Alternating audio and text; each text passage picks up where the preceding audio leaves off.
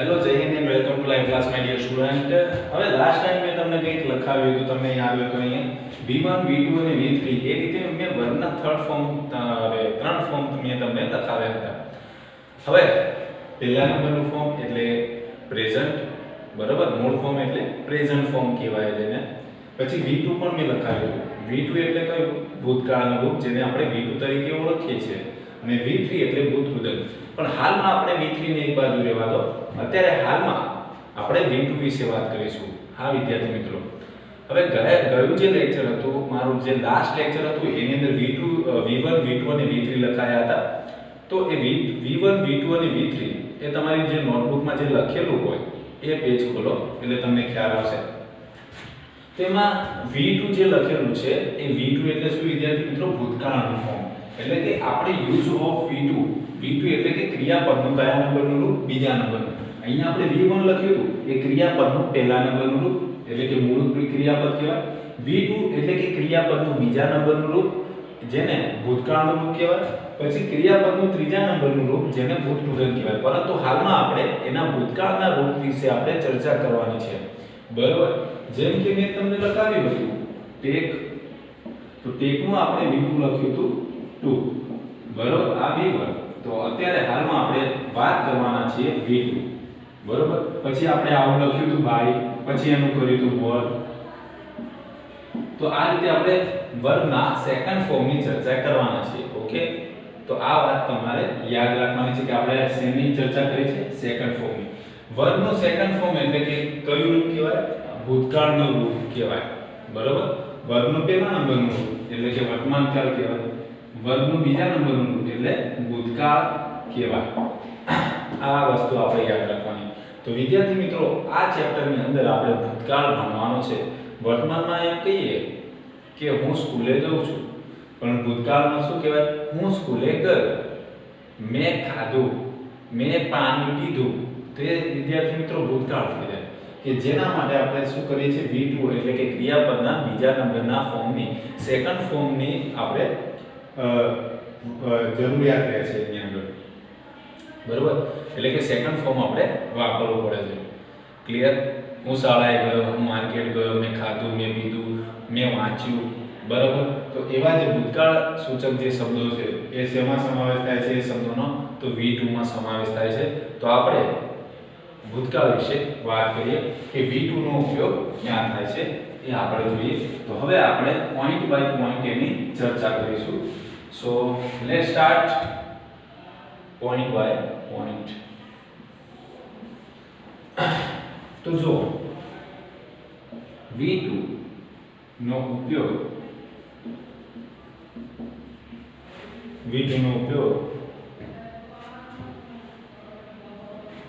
ભૂતકાળ દર્શાવવા માટે થાય છે. V2 નો ઉપયોગ ભૂતકાળ દર્શાવવા માટે થાય છે. ફોર એક્ઝામ્પલ, I ate, મેં ખાધું. I drank, મેં પીધું.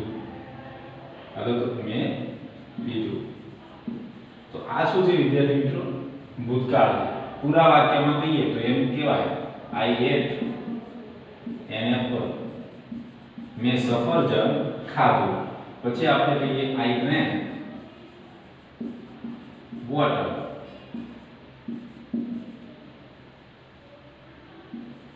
મેં પાણી, I drank water, મેં પાણી પીધું. તો વિદ્યાર્થી મિત્રો, આ જે છે એ ક્રિયાપદનું કયા નંબરનું રૂપ છે? તો બીજા નંબરનું રૂપ છે, જેને V2 તરીકે ઓળખવામાં આવે છે, અને જેનો અર્થ છે કે વાક્યનો ભૂતકાળ કરવો. એટલે કે V2 જે શબ્દ છે શું છે? તો V2 એ ભૂતકાળ સૂચક શબ્દ છે, બરાબર. અહીંયા લખીએ V2 એ ક્રિયાપદનો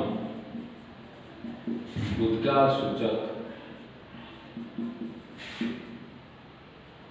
ક્રિયાપદનું ભૂતકાળ દર્શાવે છે. એવું લખીએ, ક્રિયાપદનું ભૂતકાળ દર્શાવે છે, બરાબર. આનું મેન વર્બ શું છે? ઈટ એટલે ખાવું, બરાબર. આપણે એમ કહીએ I eat an apple, હું સફરજન ખાઉં છું. પણ આપણે એમ કહીએ I ate an apple, મેં સફરજન ખાધું. આ છે V2. હવે ડ્રિંક છે તો ડ્રિંક નું આપણે શું કર્યું વિદ્યાર્થી મિત્રો? ડ્રેન્ક કર્યું. I drank water, I drink water એમ કહો તો હું પાણી પીઉં છું. પણ એમ કહો I drank water એટલે કે મેં પાણી પીધું. તો આ વિદ્યાર્થી મિત્રો ભૂતકાળ દર્શાવવા માટે તો ભૂતકાળ સૂચક શબ્દ તરીકે આપણે V2 નો ઉપયોગ કરીએ છીએ. બરોબર?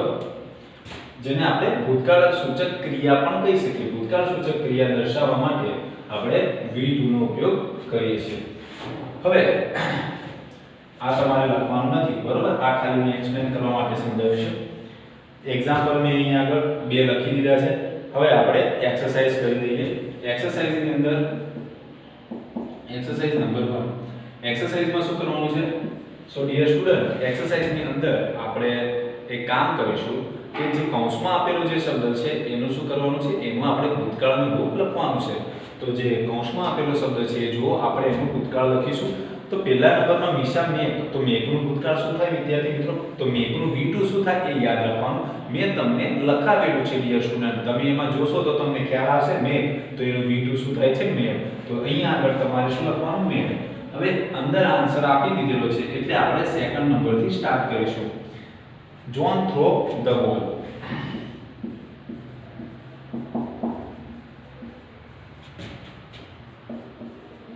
તો જો વિદ્યાર્થી મિત્રો હવે થ્રો છે તો થ્રો નું V2 શું થાય વિદ્યાર્થી મિત્રો? તો થ્રો છે તો એનું થ્રુ થશે. તો કઈ રીતે લખાશે? જોન થ્રો નું શું થઈ જશે? Through the ball. બરાબર? થ્રો નું ભૂતકાળ કર્યું. આ V1 છે એને આપણે V2 માં ફેરવ્યું. John through the ball. એ રીતે number 3 lucky catch it. Lucy લખ્યું છે. લ્યુસી કેચ ઇટ આવું લખ્યું છે. બરાબર? કૌંસમાં અહીંયા થ્રો હતું અને અહીંયા છે કેચ. બરાબર? તો અહીંયા શું આવશે? કેચ નું શું થાય વિદ્યાર્થી મિત્રો? V2. મેં તમને શીખવાડ્યું છે જો અંદર ટેબલમાં. તો લ્યુસી કેચ નું થશે કોટ. Lucy coat it. બરાબર? એ જ રીતે number 4 we buy new books. તો અહીંયા વિદ્યાર્થી મિત્રો હવે આન્સર લખું છું. Answer number 4. તો કઈ રીતે લખાશે? બરાબર? ડાયરેક્ટ આન્સર લખું છું. શું લખ્યું છે? We buy. તો વી પછી બાય નું શું થઈ જશે? બોટ થઈ જશે વિદ્યાર્થી મિત્રો. તો શું થશે spelling? B O U G H T. We bought new books yesterday.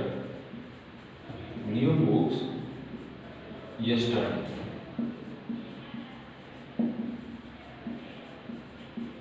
બરોબર? એ જ રીતે answer number 5. Answer number 5 the servant clean the room. તો વિદ્યાર્થી મિત્રો લખીએ આપણે ધ સર્વન્ટ. બરોબર? ધ સર્વન્ટ લખ્યું. હવે ક્લીન લખ્યું છે તો પાછળ શું કરવાનું? ઈડી લગાવી દેવાનું. તો જો વિદ્યાર્થી મિત્રો જેનો ભૂતકાળ ના બનતો હોય એની પાછળ ડી અથવા તો ઈડી લગાવવાથી શું બને છે? એનું ભૂતકાળનું રૂપ બને છે.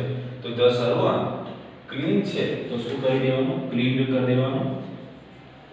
બરાબર? હવે ઘણી વખત એવું જ થાય છે કે ક્રિયાપદની પાછળ ઈ લાગેલો હોય તો ફક્ત તમારે ડી જ લગાવવાનું. બરાબર? ક્રિયાપદની પાછળ ઈ લાગેલો હોય તો તમારે ફક્ત ડી લગાવવાનું. અને જો ઈ લાગેલો ના હોય તો તમારે શું લગાવવાનું? ઈડી લગાવવાનું. બરાબર? એ વસ્તુ તમારે યાદ રાખવાનું. The servant cleaned the room. Okay? હવે એના પછી રાઈડ છે. બરાબર? આન્સર નંબર 6 રાઈડ છે તો રાઈડ નું આપણે પાસ્ટ ફોર્મ લખવું પડશે. તો લખીએ આપણે સી નું પછી રાઈડ છે તો રાઈડ નું પાસ્ટ ફોર્મ શું થઈ જશે? રોડ થઈ જશે. C road a bicycle. C road a bicycle. Complete થઈ ગયું. C road a bicycle.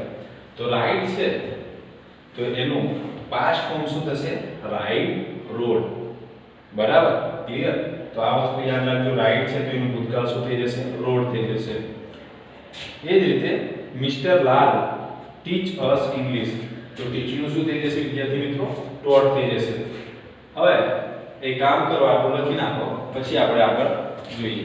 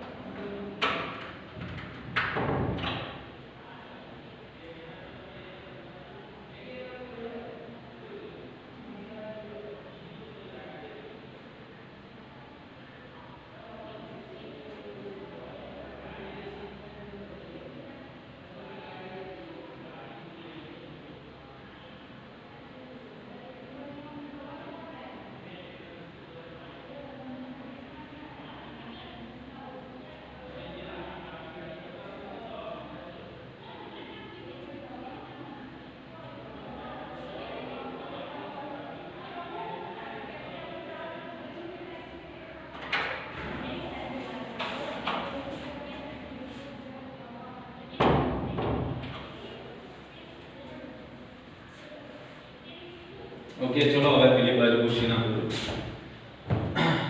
હવે આગળનું સેન્ટેન્સ લખીશું આપણે.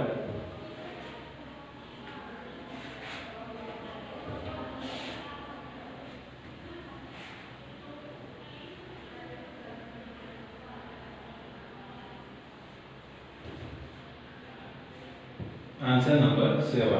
આન્સર નંબર 7 માં કઈ રીતે લખાશે જોઈએ આપણે. મિસ્ટર લાલ લખ્યું છે તો લખી નાખો મિસ્ટર લાલ. પછી વિદ્યાર્થી મિત્રો શું લખ્યું છે?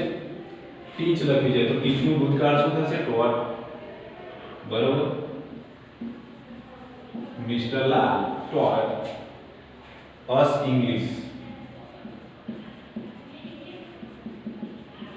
આ બધું શું કહેવાય? B2 કહેવાય. Answer number 8. વી સ્લીપ તો વિદ્યાર્થી મિત્રો વી સ્લીપ નું ભૂતકાળ શું થશે? સ્લેપ્ટ થશે. We slept on the roof last night. પાછળના શબ્દો એના જ આવશે. Answer number 9. હવે સ્લીપ નું સ્લેપ્ટ કર્યું. હવે એના પછી છે આઈ. લોસ છે તો લોસ નું શું થઈ જશે? લોસ્ટ થઈ જશે. I lost my pen in the ground.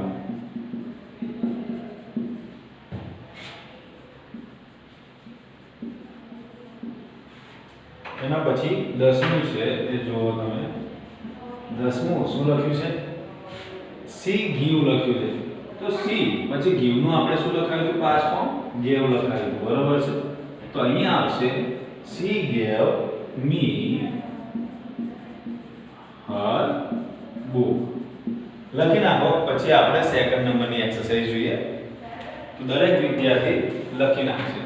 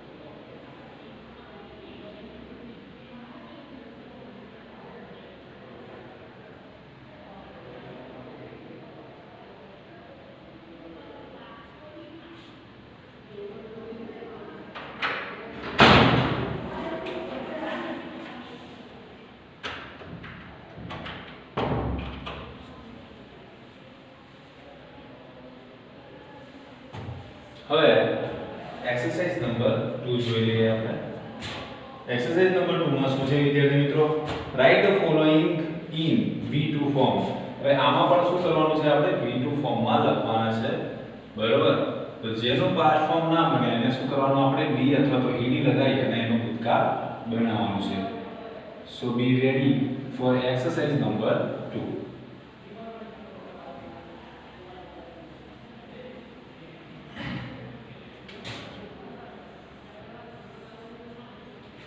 Exercise number 2,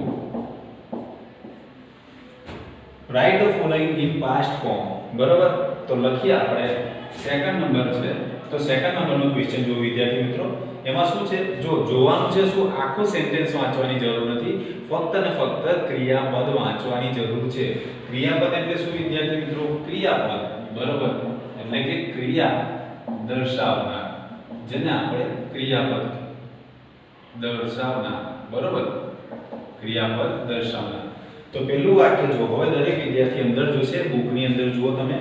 તો સેકન્ડ નંબરનો જે ક્વેશ્ચન છે, જો વી કમ હિયર એવરી મોર્નિંગ. તો વિદ્યાર્થી મિત્રો, બીજા નંબરમાં જે ક્રિયાપદ છે શું છે? કમ. તો કમનું અહીંયા આગળ આપણે ભૂતકાળ કેમ કરવાનું છે. નંબર 3, તો નંબર 3 માં જુઓ ક્રિયાપદ કયું છે? તો ફોલ્સ એ ક્રિયાપદ છે. તો ફોલ્સ છે એનું આપણે શું કરવાનું છે? ફેલ કરવાનું છે.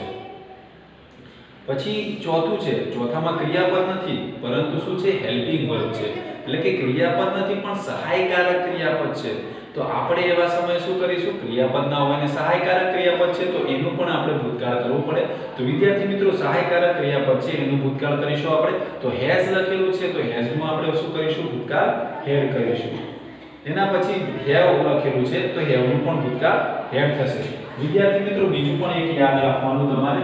જો અહીંયા આગળ હેવ, હેઝ અને હેવ, હેઝ અને હેવ એ બંનેનું ભૂતકાળ શું થાય છે? હેડ થાય છે. બરોબર, હેઝ અને હેવ એ બંનેનું ભૂતકાળ શું થાય? હેડ થાય છે. એટલે કે જો આપણે ક્વેશ્ચન નંબર 5 છે એમાં પણ આપણે હેડ લખવાનું છે. બરોબર, અને 4 માં પણ 4 અને 5 બંનેમાં શું થશે? હેડ થઈ જશે. પછી સી ટીચીસ. હવે ટીચીસ લખેલું છે તો ટીચ નું શું થઈ જશે વિદ્યાર્થી મિત્રો? ટોટ થઈ જશે. એના પછી 7મું છે, ધે ડુ લખ્યું છે. હવે ડુ લખ્યું છે તો ડુ નું પાસ્ટ ફોર્મ શું થશે?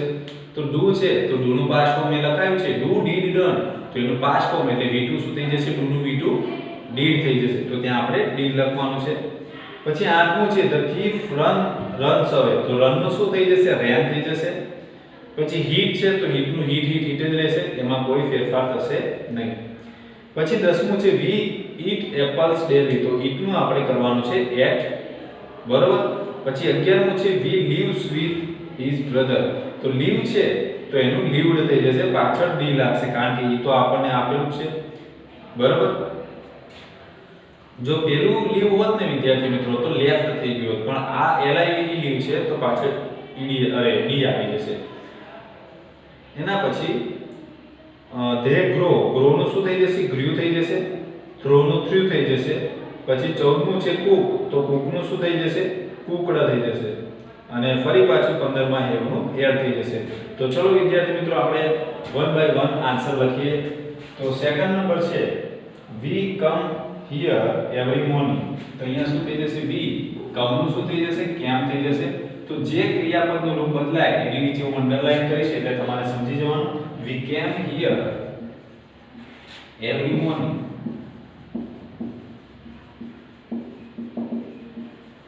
એના પછી નંબર 3. નંબર 3 છે ધ ફોક્સ. હવે ફોલ્સ લખ્યું છે તો ફોલ નું શું થઈ જશે? ફેલ થઈ જશે. The fox fell into a wall. Into a well. બરાબર, વેલ એટલે શું થશે વિદ્યાર્થી મિત્રો? કૂવો. પછી નંબર 4. નંબર 4 છે, સી હેઝ. તો સી પછી હેઝ નું ભૂતકાળ શું થઈ જશે? હેડ થઈ જશે. તો જો હેડ ની નીચે મેં અંડરલાઈન કરી દીધી છે. She had a sweet voice.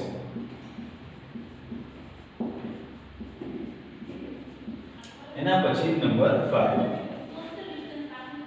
We have. તો જો અહીંયા પણ વી છે તો હેવ નું ભૂતકાળ શું થઈ જાય વિદ્યાર્થી મિત્રો? હેડ થઈ જશે. તો વી હેડ રેડ ફ્લાવર.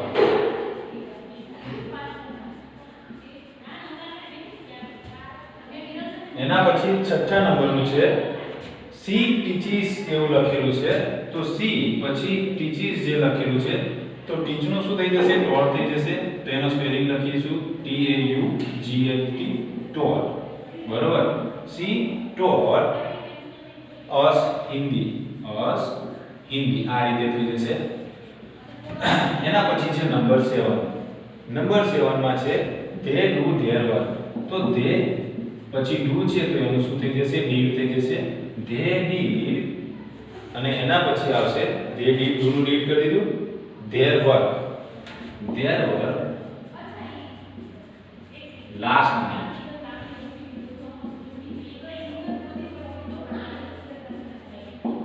ઓકે, એના પછી આઠમું છે the thief runs away.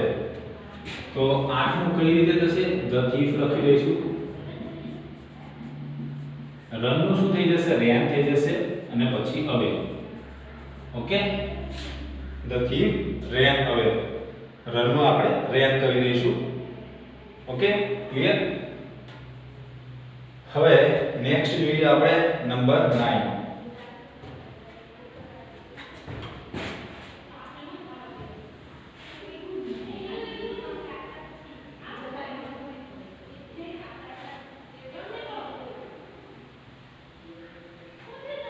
Number 9 છે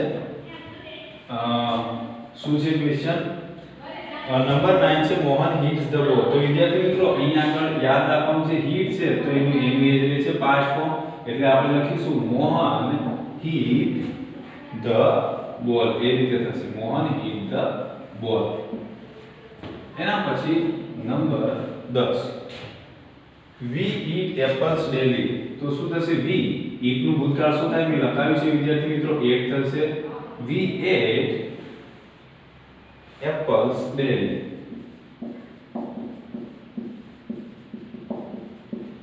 એના પછી નંબર 11 છે he lives. તો શું થશે? he lived નું lived થઈ જશે. he lived with his brother. Okay, હવે જો 12 છે તો હું તમને થોડી હિન્ટ આપું છું. 12 થી 15 તમારે લખી નાખવાનું છે.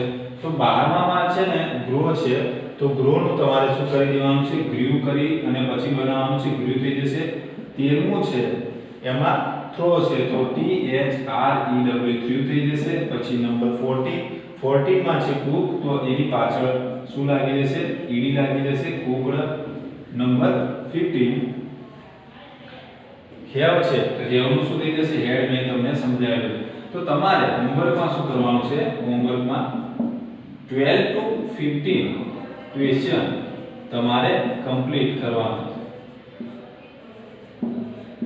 ઓકે, લખી નાખો વિદ્યાર્થી મિત્રો. પછી આપણે વિડિયો ઓફ કરીશું. તો 15 સુધી તમે લખી નાખો. હું તમને લખવા માટે થોડો સમય આપું છું, પછી આપણે ઓફ કરીશું.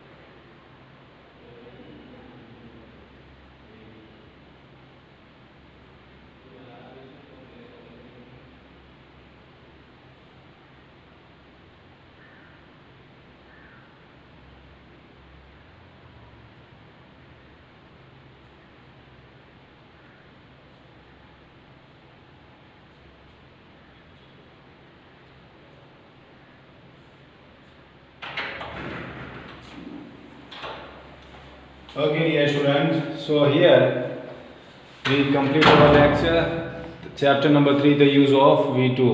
So see you later on. Take care of yourself and goodbye. And please complete this homework also.